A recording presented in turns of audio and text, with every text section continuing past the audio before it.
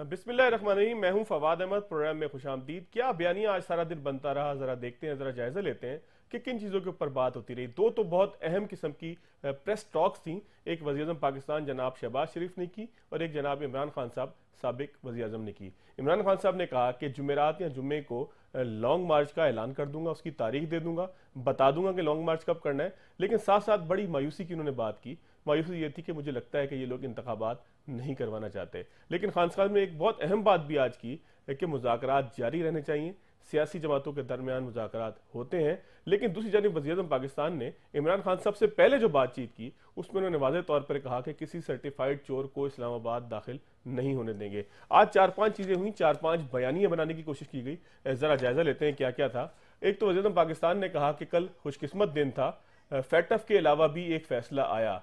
उनका कहना इमरान खान साहब की नाअहली की तरफ था। फिर मैंने जिस तरह से पहले भी कहा कि उन्होंने कहा कि सर्टिफाइड चोर के हवाले से इमरान खान साहब की तरफ उनका गालबन इशारा था, गालबन क्या बल्कि यकीनी तौर पे। इसके अलावा उन्होंने कहा कि इमरान खान साहब ने आज बड़ी अहम बात की कि अब लॉन्ग मार्च एहतजाज पर ख़त्म नहीं होगा। लेकिन आज जब एक सहाफ़ी ने उनसे सवाल किया था कि जो एहतजाज आपका होगा उसको पुरतशद्दुद भी हो सकता है, तो उन्होंने कहा कि पुरतशद्दुद नहीं होगा। इसका मतलब ये कि उनको कोई यकीन दहानी या तो मिली है या फिर कुछ ऐसे मुज़ाकरात हुए हैं कि उनका एहतजाज जो है वो पुरअमन होगा। और उन्होंने कहा कि लोगों को बहुत मजा आएगा। इसके साथ साथ ख्वाजा आसिफ साहब ने आज सारा दिन खबर की बाज़गश्त की अंसार अब्बासी साहब की कि हुकूमत के दरमियान और अपोजिशन के दरमियान यानी कि PTI के दरमियान मुज़ाकरात हो रहे हैं, लेकिन ख्वाजा आसिफ साहब ने इसको कैटेगोरिकली जो है वो रिजेक्ट किया। उन्होंने कहा कि ऐसी कोई बात नहीं है। आखिरी चीज़ जो फवाद चौधरी साहब ने कही, उन्होंने कहा कि इलेक्शन कमीशन ने हुकूमत की मर्जी की चीज़ें जो है वो फैसले के अंदर शामिल की हैं और शायद इसीलिए फैसले को लेट किया जा रहा है, ताखीर से बयान किया जा रहा है या ताखीर से जो है वो तफसीली फैसला आएगा। बहरहाल ये सारे बयानिए थे जो कि आज के दिन में बनते रहे। काउंटर नैरेटिव बनता रहा, नैरेटिव जो है वो पेश होता रहा। ये तमाम चीज़ें थी। इमरान खान साहब ने क्या कहा, ज़रा सुनते हैं। मुझे पूरा यकीन है कि इन्होंने इलेक्शन नहीं करवाने। खास तौर पे इतनी कोशिश करके इन्होंने तैयार हमारे कमजोर से कमजोर हलकों पे इलेक्शन, जब वो भी हार गए हैं तो मुझे अब कोई उम्मीद नहीं है इलेक्शन की। और इंशाल्लाह मैं मेरे ख्याल में जुमे को मैं अनाउंस कर दूंगा अपनी डेट लॉन्ग मार्च की। मुजम्मिल सहरवर्दी साहब हमारे साथ मौजूद हैं, मारूफ सहाफ़ी हैं, तजियाकार हैं। साथ साथ ब्रिगेडियर फारूक हमीद साहब ने हमें ज्वाइन किया है। इसके साथ साथ कुछ देर के अंदर इम्तियाज़ गुल साहब हमें ज्वाइन करेंगे। आप तीनों मेहमानों का बहुत शुक्रिया, बल्कि गुल साहब का हम शुक्रिया बाद में अदा करेंगे जब ज्वाइन करेंगे। मुजम्मिल साहब, मैं आप ही से शुरू होऊंगा। अंसार अब्बासी साहब की स्टोरी आज सारा दिन जो है वो शह सुर्खियों में रही थी, भी जंग की सुर्खी, जंग अखबार की। आपके पास क्या खबर है? आप बाखबर सहाफ़ी हैं, क्या वाकई कोई मुज़ाकरात ऐसे हुए हैं कि जिसको ठोस कहा जा सकता है? खान साहब ने आज थोड़ा सा टिल्ट दिखाया मुज़ाकरात की तरफ, थोड़ा सा सॉफ्ट मामला दिखाया कि मुज़ाकरात होते हैं, सियासी पार्टियों के दरमियान होने चाहिए, वरना पहले तो वो कहते थे मुज़ाकरात तो हो ही नहीं सकते, इन चोरों के साथ मैं क्या बैठूंगा। तो खान साहब की तरफ से और मुज़ाकरात की तरफ से दोनों जानब से कुछ बर्फ पिघलती हुई दिखाई दी है आपको? देखिए, मुज़ाकरात तो हो रहे हैं, बातचीत तो होती है, और लेकिन खान साहब को हमेशा से ये आदत है कि वो खुद उन मुज़ाकरात में नहीं बैठते, अपनी पार्टी को आगे कर देते हैं और वो फिर मुज़ाकरात कर लेते हैं।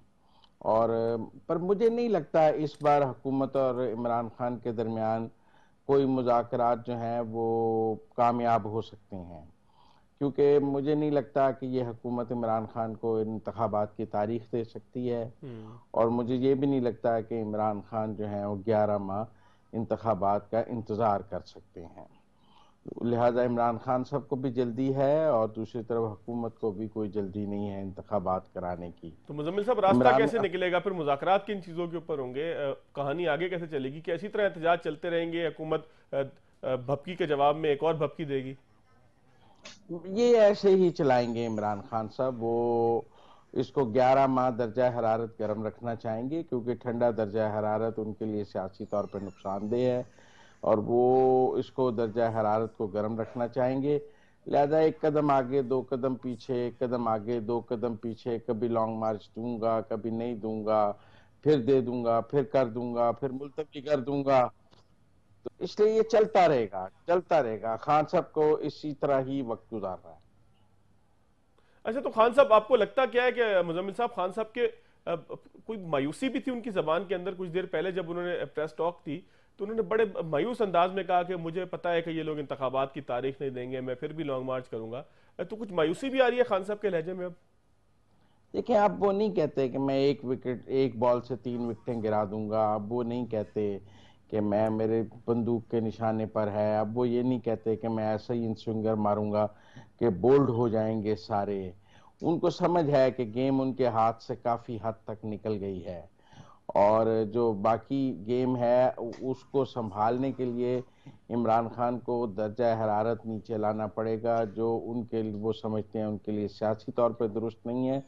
तो वो एक ऐसे दोराहे पे खड़े हैं जहां पर उनके लिए दोनों तरफ जो दोनों रास्ते हैं वो उनको उनकी फेवर में नहीं है। अच्छा मैं मुजम्मिल समझता साहब, मैं आपकी तरफ दोबारा आता हूं। इम्तियाज गुल साहब ने हमें ज्वाइन किया है। गुल साहब आपका बहुत शुक्रिया। गुल साहब, आपको लगता है कि खान साहब किसी दोराहे पे खड़े हैं, उनके पास ऑप्शंस बहुत थोड़े रह गए हैं? आज उन्होंने जो प्रेस टॉक की उसमें भी कुछ मायूसी सी लग रही थी कि खान साहब उदास उदास लहजे में कह रहे थे कि मुझे पता है कि ये इंतखाबात की तारीख नहीं देंगे, लेकिन मुझे लॉन्ग मार्च की डेट देने पड़ेगी, मैं जुमेरात या जुम्मे को दूंगा। तो क्या खान साहब किसी बंद गली की तरफ जा रहे हैं?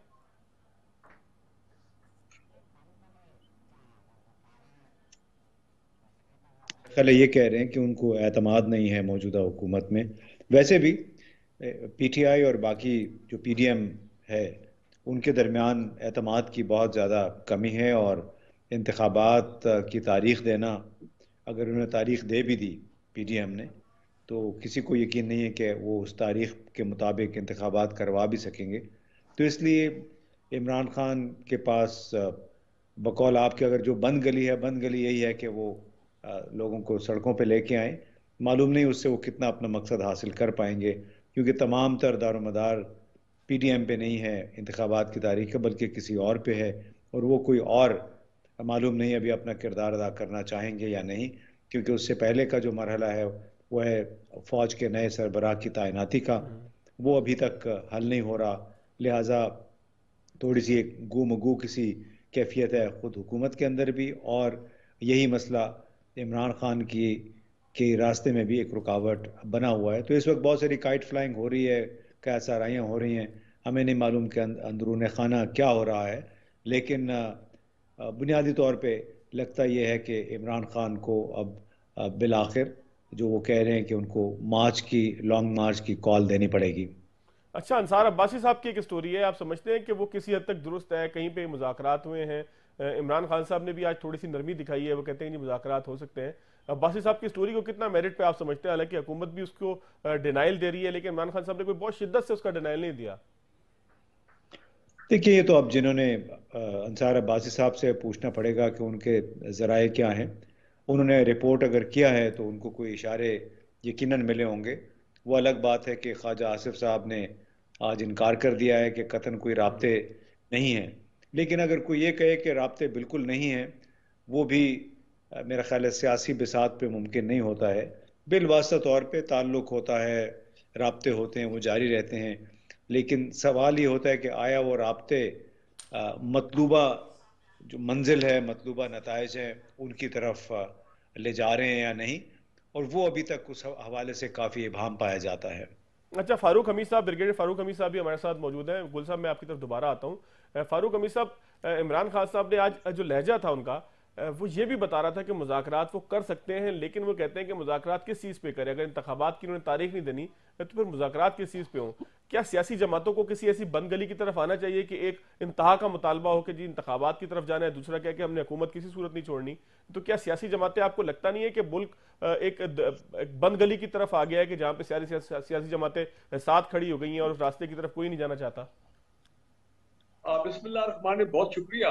देखिए, बात तो सही है कि फाइनली ये तो पॉलिटिकल पार्टी जो है, रूलिंग कोलिशन इस वक्त है गवर्नमेंट में, और उसके ऑपोजिशन में पीटीआई, जिम्मेदारी तो उनकी बनती है कि वो पाकिस्तान को इस पॉलिटिकल बंद गली में कहूंगा, ये पॉलिटिकल डेडलॉक के स्टेटमेंट उससे वो निकालें। जिम्मेदारी तो उनकी है, बिकॉज कल को इलेक्शन होने, इन्हीं के आपस में कंटेस्ट होने पे इन्हीं में से लोग हैं जो गवर्नमेंट में आएंगे। तो अगर ये, वैसे तो मैं ये देख रहा हूँ कि अपने शहबाज शरीफ साहब भी, वो भी मुज़ाकरात की बात करते हैं, और इनके जो अपने लीडर्स हैं असद उमर और फवाद चौधरी साहब, वो भी जब टीवी पे आते हैं तो वो भी मुज़ाकरात की बात करते हैं। मेरा ख्याल है दोनों को फ्लेक्सिबिलिटी शो करनी चाहिए, जो वो गालिबन तक शो नहीं करे, हार्ड लाइन पोजीशन लेके बैठे हुए हैं। और एक ये बात भी सही है कि गवर्नमेंट जो है वो तो बिल्कुल अपना अर्ली इलेक्शन को हवाले से नहीं चाहती। वो कि मैं ये कहूंगा कि इमरान खान साहब का जो अर्ली ऑब्जेक्टिव था इस साल अप्रैल मई में जब उन्होंने तहरीक शुरू की थी, तो वो तो यही चाहते थे कि साल के एंड में इलेक्शन हो जाए, तो वो ऑब्जेक्टिव में तो वो नाकाम हो गए। अच्छा, अहम तैनाती का तस्करा भी गुल साहब ने किया। क्या अहम तैनाती के हवाले से, आर्मी चीफ की तैनाती के हवाले से हुकूमत को कुछ मुश्किलात का सामना करना पड़ रहा है? नहीं, देखिए ख्वाजा आसिफ साहब जो आप हमारे मोहतरम डिफेंस मिनिस्टर, उन्होंने तो आज बड़ी क्लियरली कह दिया है, बल्कि उन्होंने तो वो ऐसी गुफ्तगू की है जो माजी में कभी हमने सुनी भी नहीं है, कि वो तो जनाब अपना आर्मी चीफ है, उनकी फेडरल विजिट के बारे में बात कर रहे हैं, फिर कह रहे हैं जी प्रोसेस बस ये शुरू होने वाला है वगैरह वगैरह चंद दिनों में। तो मेरा ख्याल है इस लेवल तक डिफेंस मिनिस्टर साहब को नहीं जाना चाहिए। एक नॉर्मल प्रोसेस है, माजी में तो कभी हमने सुना ही नहीं था कि जी कोई समरी चल पड़ी है, प्रोसेस शुरू हो गया है और बस जी परसों नाम आने वाला है, 4 दिन बाद नाम आने वाला है वगैरह वगैरह, और फिर जितनी स्पेकुलेशन हो रही है, मेरा ख्याल है ऑल अनकॉल्ड फॉर, ये इसकी कोई जरूरत नहीं थी। और जब डिफेंस मिनिस्टर जो है वो इस किस्म की गुफ्तगू करे, तो मैं जाती तौर पर समझता हूँ कि ये इससे आप एक खामखा एक स्पेकुलेशन वाला ट्रेंड जो है उसको और बढ़ा रहे हैं, और ज्यादा आप एक अनसर्टेनिटी सिचुएशन जो है उसको क्रिएट कर रहे हो कि ये बातें करनी नहीं चाहिए। यानी कि इसका मतलब गुल साहब का कहना ठीक है कि कहीं ना कहीं पे जो है वो गुमगू की कैफियत है, हुकूमत को कुछ मुश्किलात का सामना है। मैं मानो को नहीं, मैं नहीं समझता हूँ, नहीं मैं नहीं समझता हूँ। देखिए प्राइम मिनिस्टर पाकिस्तान ने भी और बाकी वज़ीर ने भी अपने गवर्नमेंट की मैं बात कर रहा हूँ, उन्होंने बड़ा क्लियरली कहा है, बार बार कहा है कि जो आइन और कानून के मुताबिक प्रोसेस है अगले चंद दिनों में वो हम करेंगे। और इमरान खान ने भी कह दिया, आपको पता है कि मुझे तो कोई गरज नहीं कि कौन आर्मी चीफ बने। वो जो पहला उनका एक बयानी था, मेरा ख्याल है वो बयानी से वो हटके जो वो इस्तेमाल करते थे लंदन के बारे में, तो मुझे तो लगता है कि मामला स्मूथ है। अगर डिफेंस मिनिस्टर जी कह रहे हैं प्राइम मिनिस्टर, तो फिर जारी बात है ऑल इज वेल। और इम्पोर्टेंट चीज देखें, मैं ये कहना चाह रहा हूँ कि मुझे अफसोस इस बात का आ रहा है कि प्रेसिडेंट आरिफ अलवी साहब का जो पीस फार्मूला था, हमें बड़ी उम्मीद थी आज से 6 हफ्ते पहले कि शायद something will come out of it और कोई ना कोई एग्रीमेंट हो जाएगा या फैसिलिटेशन हो जाएगी। वो चीज अभी तक हमें नजर नहीं। तभी इमरान खान आप देखें वो थोड़ा सा डीमोरलाइज लग रहे थे as far as the election are concern, कि जी इलेक्शन तो उन्होंने एग्री करना नहीं, ना कोई डेट मिलनी है, तो लिहाजा फिर अभी हमें लॉन्ग मार्च वाला ऑप्शन जो है उसको एक्सरसाइज करना पड़ेगा। और वो डेट अनाउंस करने की डेट तक जो है वो अब पहुंच चुके हैं, विच इज नॉट गुड। ये तो उनको वैसे अपना बातचीत के डायलॉग के थ्रू करना चाहिए था। लेकिन एक खास उनके वज़रा ये भी साथ कह रहे हैं कि ये नहीं कि हमारी कोई फॉर्मल बातचीत हो रही है गवर्नमेंट के साथ, कोई अगर हमारे लीडर उनको मिले हैं तो इंडिविजुअल कैपेसिटी में मिले हैं। तो बात हुई आप उसको बैक चल के आप उसको जो भी कहें इनफॉर्मल बातचीत के कहीं ना कहीं बातचीत हो रही है, लेकिन मेरा ख्याल इमरान खान आप इसको फैसला कुन फेज में लेके जाना चाहते हैं। फेज में लेके जा रहे हैं। मैं दोबारा आता हूं आपकी तरफ, एक ब्रेक लेते हैं नाज़रीन, ब्रेक के बाद दोबारा इसी मौजू पे आते हैं। ब्रेक के बाद खुशामदीद। आज एक बड़ी तकलीफ दे तस्वीर सामने आई है। साले मोहम्मद साहब है, मानसेरा से MNA है, उनकी एक तस्वीर आई है, गले में उनके एक बोर्ड लटका हुआ है जिसके ऊपर किसी आदि मुजरिम की तरह उनको इस्लामाबाद के किसी थाने के अंदर पेश किया गया है और वहां पर उनकी ये तस्वीर खींची गई है, जो जाहिर है पुलिस ने ही फिर लोगों को दी है, जिससे महसूस ही होता है कि तजलील का अंसर जो है वो बड़ा नुमाया है। इसके साथ साथ इमरान खान साहब की प्रेस कॉन्फ्रेंस में आजम सवाती साहब भी उनके हमरा थे। बहुत से मुतालबात किए गए, लेकिन आजम सवाती साहब का ये मुतालबा बिल्कुल दुरुस्त था कि अगर किसी पार्लियामेंटेरियन के साथ 17-18 साल से उन्होंने कहा कि मैं सेनेटर हूं, लेकिन मेरे साथ अगर ये सब कुछ हो सकता है तो फिर किसी भी आम शख्स के साथ क्या कुछ हो सकता है। ज़ाहिर है इमरान खान साहब भी उनके साथ मौजूद थे, इसलिए उस प्रेस कॉन्फ्रेंस की अहमियत भी जो है वो मजीद ज़्यादा हो जाती है। मैं इम्तियाज़ साहब आपकी तरफ आऊँगा। साले मोहम्मद साहब की तस्वीर यकीनन आपने देखी होगी। किस तरह का ये ट्रेंड है, पार्लियामेंटेरियन अगर इस तजलील से गुजर रहे हैं तो इसका मतलब तो ये है कि फिर आम आदमी को तो तहफ़्फ़ुज़ कोई हासिल ही नहीं है इस मुल्क में। ये तो आम आदमी को तो मेरा ख्याल है सबको मालूम है। हर रोज अदालतों में, पुलिस स्टेशन में जिस तरह रगड़ा जाता है, जितनी ज्यादती उनके साथ होती है। अभी मैं देख रहा कुछ अर्सा पहले कि सिर्फ एक जेल के हवाले से कि अदादो शुमार आए थे कि एक जेल सुपरिंटेंडेंट है, वो 50 लाख रुपए माहाना कम से कम कमाता है अपनी इस पोजीशन की वजह से। तो इसमें तो आम आदमी तो बेचारा 7 दहाइयों से जलीलो ख्वार हो रहा है यहाँ के कानून और यहाँ की पुलिस के हाथों, और उसमें फिर वो लोग सियासतदानों के भी आलाकार बन जाते हैं, जो चाहे पुलिस है चाहे FIA है। और वो हम देख रहे हैं कि बार बार सरकारी इदारों को सहूलतकारों के तौर पे और आलाकार के तौर पे इस्तेमाल किया जाता है। और यही कुछ आजम स्वाति और शायद डॉक्टर शहबाज गिल के साथ भी हुआ है। और इसमें अगर कोई ये कहा जाए कि एक लिहाज से एक फैशिस्ट अंदाज़ हुकूमत है, जिसमें ना मीडिया से ताल्लुक़ रखने वाले जो कि अपनी एक अलग राय कह रहे हैं, उनका बयानिया हो सकता है कि वो पीटीआई के हक में हो या पीएमएलएन के हक में हो या किसी और पार्टी के XYZ, लेकिन एक उन लोगों को हरास किया जा रहा है, उनके खिलाफ मुकदमे बनाए गए हैं। आजम स्वाति के साथ भी यही हुआ है। तो सोचने की बात इन सब के लिए है कि इस किस्म के हथकंडे अगर जब आप इस्तेमाल करेंगे तो तारीख आपको एक फैशिस्ट निज़ाम हुकूमत के तौर पे याद करेगी।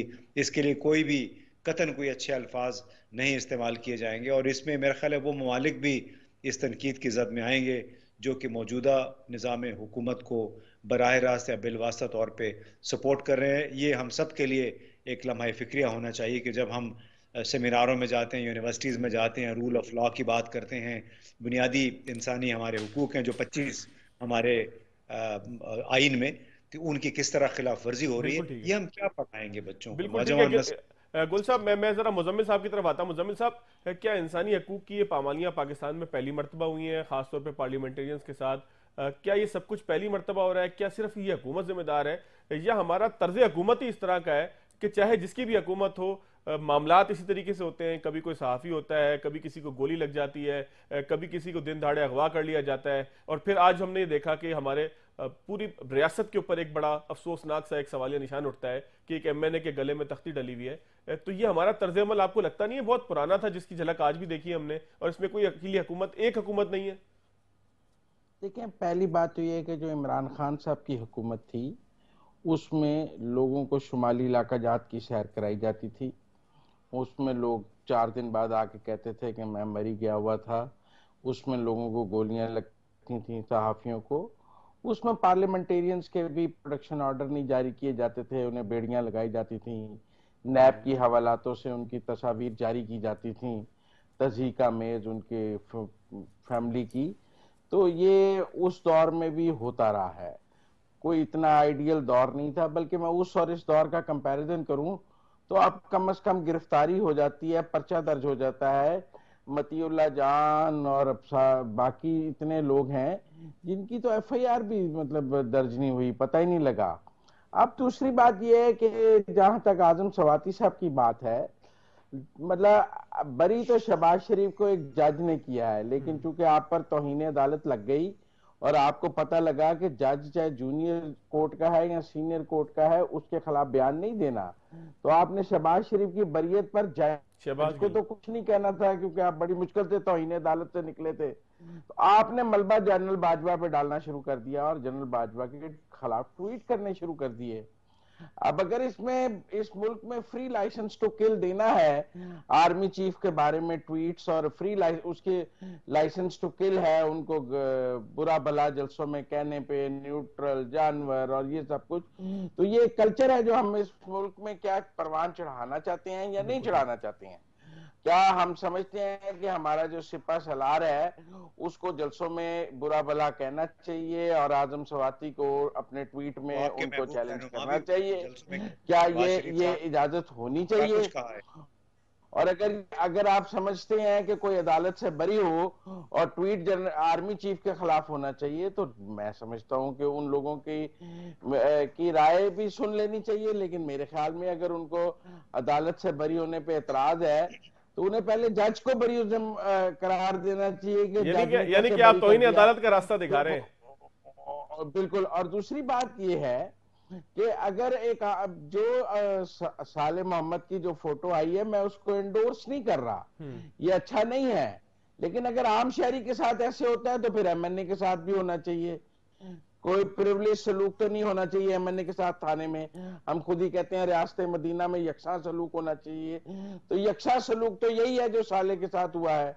पंजाब के थानों में भी यही होता है, KP के थानों में भी यही होता है। तो अच्छा मुजम्मिल साहब, मैं दोबारा आपकी तरफ आता हूँ। ब्रिगेड साहब, बड़ा अहम नुक्ता है कि आज जस्टिस फायज ईसा साहब ने कहा कि अगर कोई जर्नैल कानून तोड़ता है या आइन तोड़ता है या कोई ऐसा मामला करता है तो उसका नाम लेकर उस पर तनकीद की जा सकती है, लेकिन बहैसियत इदारा आर्मी के ऊपर तनकीद नहीं करनी चाहिए। कितना आपको पॉलिसी स्टेटमेंट लगता है, क्या ऐसा ही होना चाहिए? नहीं, मैं समझता हूँ कि मेरे ख्याल हमारे आइन में भी प्रोविजन है कि उसमें के अपना जुडिशरी और फौज के हमारे जो सिक्योरिटी इदारे उनके खिलाफ जो है शायद पीछे कानून भी पास हुआ था कि उनके खिलाफ आप इस तरह की को रिडिक्यूल नहीं कर सकते, उनके खिलाफ स्टेटमेंट नहीं दे सकते, और होना भी यही चाहिए, बिल्कुल from that point of view ठीक है। लेकिन उनके जो सरबराह हैं, मिसाल के तौर पे मैं कभी जरूरत नहीं कर सकता हूं मैं किसी ऑनरेबल जज या किसी ऑनरेबल चीफ जस्टिस किसी भी लेवल पे हो, हाई कोर्ट में उससे नीचे या सुप्रीम कोर्ट में, कि मैं उनका नाम लेके कोई ऐसी ट्वीट करूं गलत, मैं उनके फैसलों से डिफर अपना इख्तलाफ कर सकता हूं। इसी तरह सिक्योरिटी इदारों के हेड जो है भाई, उनका जिस आदिल स्वाति साहब ने नाम दिया, मैं उसको भी, मैंने पहले भी उसको कंडेम किया था, गलत नहीं करना चाहिए, नहीं करना चाहिए, ये बात गलत है, क्योंकि उससे आप इदारे का जो ओवरऑल उसकी इंटेग्रिटी, इदारे की लीडरशिप को जब आप बाय नेम टारगेट करते हैं तो इदारे की इंटेग्रिटी को आप टारगेट करते हैं, इदारे के अंदर आप एक मायूसी जो है वो पैदा करने की कोशिश करते हैं, जो कि नहीं होना चाहिए। ये सिक्योरिटी इदारे जो है, आला अदलिया हमारे लिए बहुत मोहतरम है, इसी तरह सिक्योरिटी इदारे जो है वो पाकिस्तान की सेंटर ऑफ ग्रेविटी है। अगर हम इस किस्म की इजाजत दे दें तो ये तो फिर एक बड़ी गलत सूरत हाल, एक ट्रेंड पाकिस्तान में पिकअप कर जाएगा। अच्छा ब्रिगेडियर साहब, मैं दोबारा आपकी तरफ आता हूँ, मुझे ब्रेक की तरफ जाना है, लेकिन एक इत्तला मैंने देनी है जिस मौजू के ऊपर हम बात कर रहे थे। MNA साले मोहम्मद की तस्वीर जिन पुलिस एहलकारों ने वायरल की थी, उन्हें IG इस्लामाबाद ने मुअत्तल कर दिया है, नोटिस भी लिया है, उनके हवाले से कार्रवाई का भी जो है वो इंदिया दिया है। अच्छा ट्रेंड है कि कम से कम इसका नोटिस तो लिया गया है, वरना ये खबर आज ही के दिन डिस्कस होनी थी, उसके बाद कलम इसके अलावा हमें कुछ नज़र नहीं आता कि दीगर चीज़ों की तरफ हम लोग निकल जाते। बल्कि कल तो पाकिस्तान हिंदुस्तान का मैच है, तो कल मैच की बात हो रही होती, इंसानी हकूक तो फिर कहीं साइड में रह जाते। एक ब्रेक लेंगे, ब्रेक के बाद दोबारा आएंगे, फवाद चौधरी साहब की कुछ स्टेटमेंट्स हैं आज, उसका जायजा लेंगे। ब्रेक के बाद खुशामदीद। इम्तियाज गुल साहब, मैं आपकी तरफ आता हूँ। फवाद चौधरी साहब ने आज कहा कि किसी कौमी लीडर को नायल करने से रियासत कमजोर होती है, मुल्क कमजोर होता है। तो आपको लगता है कि PTI अब ये बात समझने लग गई है कि सियासी कायदीन को इस तरीके से नॉकआउट करना, उनको नायल करना, ये बात किसी सूरत भी जो है मुल्क के मफाद में नहीं है? आपको लगता है कि ये मामला है, या फवाद चौधरी साहब सिर्फ स्पेसिफिक इमरान खान साहब के मामले की वजह से इस बयान देने पर मजबूर हुए हैं? देखिए, एक उसूल के तौर पे कोई भी मकबूल लीडर हो, चाहे वो नवाज शरीफ साहब हैं, चाहे पीपल्स पार्टी के कोई हैं या इमरान खान हैं, उनको तकनीकी बुनियादों में, तकनीकी झमेलों में फंसा के उस बुनियाद पे नाअहल करना या सियासत से दूर रखना कभी भी कामयाब नहीं हुआ है। ये बात बिल्कुल रोज़े रोशन की तरह मेरा ख्याल है सब पे आया होनी चाहिए। और दूसरी बात ये कि जो हम ले दे के एक अगर गलत काम यहाँ पे हो रहा है तो हम उसको जस्टिफाई करते हैं, ये कह के कि पिछले दौरे हुकूमत में भी ये होता रहा है। हमारे पाकिस्तान में जो सियासी तकसीम, इंतशार बढ़ा है, जो खराबियों में इजाफा, मुनाफकत की वजह से खराबियों में इजाफा हुआ है, वो बुनियादी वजह यही है कि अगर माजी में कोई गलती हुई तो हम उस गलती को मौजूदा गलतियों से या मौजूदा गलतियों को पिछली गलतियों का जिक्र करके उसको जस्टिफाई करते हैं। ये ट्रेंड मेरा ख्याल है अब ख़त्म होना चाहिए। अगर नवाज शरीफ साहब को डिस्क्वालीफाई किया गया, हालांकि ये केस बिल्कुल मुख्तलिफ है, ये अदलिया का काम है, सुप्रीम कोर्ट में मामला दोबारा आ सकता है, उसको एडजुडिकेट करना चाहिए कि नवाज शरीफ साहब की डिस्क्वालिफिकेशन ठीक थी या गलत थी।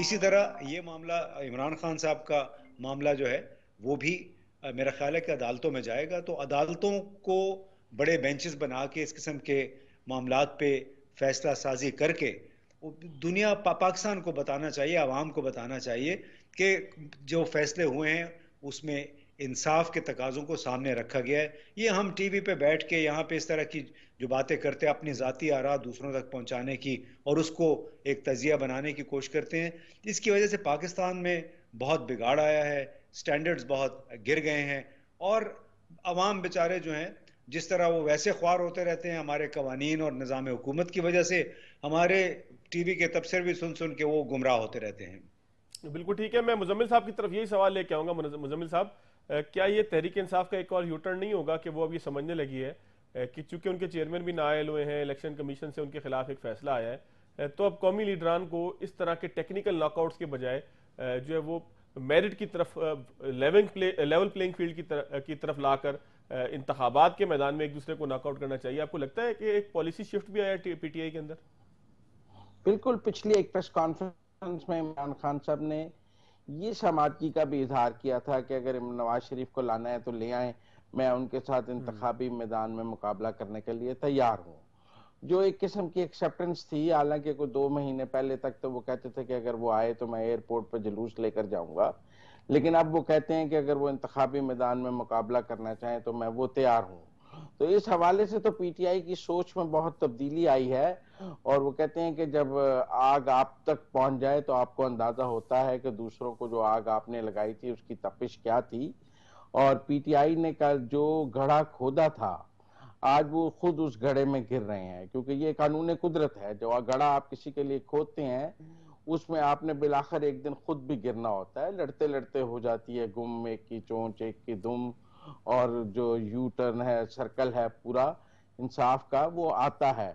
तो अपनी तरफ उनकी तरफ पहुंच गया है। कल तक दूसरों की नाहली पर मिठाइयां बांटने वाले आज ये इस एहसास को पहुंच गए हैं कि उनकी नाहली पर भी मिठाइयां बट रही हैं। सियासत में मैच्योरिटी नहीं कहलाएगी ये मुजम्मिल साहब? मैच्योरिटी भी तो है ना कि इंसान सीख ले, समझ ले।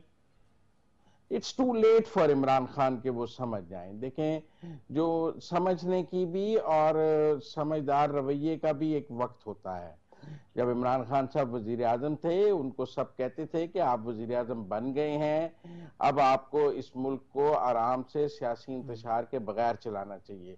लेकिन वो उस वक्त लीडर ऑफ दी ऑपोजिशन से हाथ नहीं मिलाते थे। वो कहते थे कि मैं प्रोडक्शन ऑर्डर नहीं जारी करूंगा।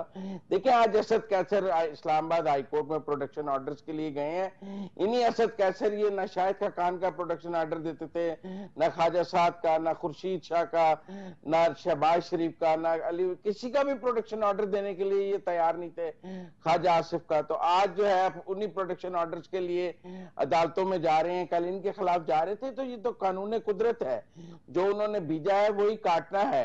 कल एस्टेब्लिशमेंट के घोड़े पे चढ़ के वो दूसरों को मार रहे थे, और ये सोच नहीं सकते थे कि ये घोड़ा अगर किसी और के पास चला गया तो फिर उनकी बारी आ जाएगी, और जब उनकी बारी आएगी तो शायद उनमें इतना सहने का हौसला भी नहीं जो दूसरों ने सह लिया। मुजम्मिल साहब, मैं दोबारा आपकी तरफ कोशिश करूंगा, प्रोग्राम के इख्तिताम में आऊं। मैं ब्रिगेडियर फारूक हमीद साहब की तरफ जाऊंगा। ब्रिगेडियर साहब, वो कहता है ना, शहर के चिराग सबके बुझेंगे, हवा किसी की नहीं। तो क्या सियासतदानों को मैच्योर इतना हो नहीं जाना चाहिए कि कुछ असूली चीज़ों के ऊपर वो इत्तफाक कर लें कि हमने इन चीज़ों के ऊपर नहीं लड़ना, इन चीज़ों के हवाले से दूसरों को जो है वो ताने का और तशनी का निशाना नहीं बनाना? अब वक्त नहीं आ गया कि मैच्योर हो जाए कोई सियासत हमारी? देखिए जी, जहां तक डिलिबरेट पॉलिटिकल विक्टिमाइजेशन के ताल्लुक है, मैं आपसे मानता हूं कि वो तो इनके आपस में ये एग्रीमेंट होना चाहिए कि हम डिलिबरेटली किसी को टारगेट नहीं करेंगे, ना हक किसी को टारगेट नहीं करें। लेकिन अगर मुल्क के खजाने को लूटा जाता है, पब्लिक मनी को लूटा जाता है, हमारे करोड़ों के पैसे को खाया जाता है, और गरीब जो है वो बेचारे दिन रात और गरीब होते जा रहे हैं, उनकी हालत और खराब हो रही है, इकोनॉमी और हमारी बैटरी है, तो नो, केसेस बनने चाहिए। ये एहतसाब का निजाम जो अभी कोलैप्स किया है, हम उम्मीद करते हैं कि दिस विल कम बैक, क्योंकि जमहूरियत चल ही नहीं सकती एहतसाब के बगैर। और ये जो एनआरओ आया जिसके तहत केसेस खत्म हुए, it is a big tragedy for Pakistan. जो पहले फैसले हुए हाईएस्ट लेवल पे नवाज शरीफ साहब के, वो सुप्रीम कोर्ट ने फैसला किया था अपील पिटीशन के बाद भी, रिव्यू पिटीशन के बाद भी। मैं कहना ये चाह रहा हूं कि आज मुझे इतराज है जो मोहतरम प्राइम मिनिस्टर साहब ने बार बार वो सर्टिफाइड आगे वो लफ्ज इस्तेमाल किया, जो मैंने कभी टीवी पे बैठकर इस्तेमाल नहीं किया। हाँ, इमरान खान इस्तेमाल करते हैं अपने ऑपोजिशन के लिए, जो कि गलत नहीं करना चाहिए। लेकिन इमरान खान हमारी नजर में, पाकिस्तान की अवाम की नजर में सर्टिफाइड वो होगा उस वक्त जब सुप्रीम कोर्ट करेगी, पाकिस्तान की आला तरीन अदलिया। उससे पहले लेकिन ब्रिगेडियर साहब, ये तो फैसला है उसमें तो इतने हमारे सीनियर लॉयर्स ने बैठ के कल कहा, मैं तो हैरान रह गया। उन्होंने कहा इस जैसा पुअर वर्डिक्ट, इस किस्म का शॉर्टी वर्डिक्ट, और ये तो उल्टा कि इनकी गली ना पड़ जाए इलेक्शन कमीशन के। मैं तो खुद हैरान रह गया कि एक मेंबर ने अभी तक साइन नहीं किया, ये शायद अभी कर दिया हो, और जनाब फैसला भी राइटिंग में नहीं है पूरा। तो मेरा मतलब कहने का ये है कि इस लेवल के फैसले पे अभी तो हाई कोर्ट भी है, सुप्रीम कोर्ट भी है। एक ही जैसे मामलात नहीं है, एक ने एहसास जाहिर नहीं किया, एक ने बेटे से तनख्वाह नहीं ली, ठीक है, एक का सुप्रीम कोर्ट ने फैसला दिया, एक का इलेक्शन कमीशन ने दे दिया, अभी तो आगे का इमरान खान का मैदान है। तो इन दोनों फैसलों को एक जैसा नहीं लगता आपको? मेरी बात सुने, सुप्रीम कोर्ट का फैसला, वो 5 जजेस, हमारे लिए उससे बड़ा कोई फैसला नहीं हो सकता पाकिस्तान में। वो एक यूनानिमस फैसला था, चाहे बेशक छोटी सी कॉमा के ऊपर किया, फुल स्टॉप के ऊपर उन्होंने किया, लेकिन it is the decision of the supreme court of Pakistan. हाँ, जब कल इमरान खान का भी ऐसा फैसला कोई आ जाएगा, अगर वो भी कोई चीज निकाल देंगे 5-10 रुपए की, हम उसको भी अपना ऑनर करेंगे कि भाई ये सुप्रीम कोर्ट का फैसला है। बिल्कुल ठीक है, बिल्कुल ठीक है ब्रिगेडियर साहब। मैं चाहूंगा इम्तियाज गुल साहब से मैं कुछ इख्तितामी मामला ले लूं। इम्तियाज गुल साहब, बिल्कुल इख्तिताम है, प्रोग्राम का 1 मिनट है। आप क्या समझते हैं कि तहरीक इंसाफ के पास अब ऑप्शन क्या क्या बचे हैं? लॉन्ग मार्च का ऐलान भी अगर कर देंगे और उसके बाद नहीं हो पाता तो ऑप्शन क्या क्या है? देखिए जी, ये तहरीक इंसाफ की ऑप्शंस की बात नहीं है, ये पाकिस्तान के ऑप्शंस की बात है। जब तक तहरीक इंसाफ इमरान खान के खिलाफ ये सिलसिला जारी रहेगा, वो सड़कों पर रहेंगे, पाकिस्तान सियासी तौर पे इस्तेहकाम का यहाँ से सिग्नल कोई नहीं जाएगा। सियासी तौर पे अगर इस्तेहकाम नहीं होगा तो उससे हमारी मईशत पहले ही इतनी दिगरगूं हालत में वो कभी नहीं संभलेगी। ये लोग जो इस वक्त हुकूमत में हैं बड़े खुश हो रहे हैं, मिठाइयाँ बांट रहे हैं, और उनका ये ख्याल होगा कि इस तरीके से ये इमरान खान को या तहरीक इंसाफ को पछाड़ देंगे। ये मेरा ख्याल है इनकी बड़ी गलतफहमी है। तारीख का एक धारा है जो एक तरफ को चल रहा है, उसको मोड़ना बड़ा मुश्किल होगा मसनूई तरीकों से। लिहाजा बेहतर यही होता है कि किस तरीके से बैठ के बातचीत करके मुस्तकबिल का तयन किया जाए, ताकि गोल पोस्ट बन जाए, हमारे लिए रास्ता बने, जिसकी वजह से सियासी इस्तेहकाम, सियासी यकीनी यहाँ पे सूरत हाल पैदा हो। उसके नतीजे में हमारी मईशत बेहतर होगी। इस वक्त सबसे बड़ा चैलेंज हमारे लिए मईशत का है, जो सियासी अदम इस्तेहकाम और गैर यकीनी की वजह से मुसलसल खराब हो रही है। बिल्कुल ठीक है। मुजम्मिल साहब, एक आखिरी बिल्कुल आप भी कमेंट दीजिएगा, मुल्क में इस्तेहकाम कैसे आएगा, रास्ता क्या है? 2014 से देख रहे हैं इमरान खान साहब सड़कों पे हैं। उन्हें हमने वजीर आजम भी बना लिया तो वो उनको एक ही काम था कि दूसरों को बंद कर दें, और वो मुल्क को सियासी इस्तेहकाम नहीं दे सके। चाहे उन्हें अपोजिशन में रख लें, चाहे वजीर आजम बना लें, वो मुल्क में इस्तेहकाम नहीं आने देंगे, क्योंकि उनकी सियासत का महवर ही अदम इस्तेहकाम है। जब तक उन्हें ये समझ नहीं आती कि पाकिस्तान को इस्तेहकाम की जरूरत है, चाहे हमने वजीर आजम 4 साल रख के देख लिया है, कोई इस्तेहकाम आ गया था पाकिस्तान में? रोज लड़ाई झगड़ा था, रोज लड़ाई झगड़ा था।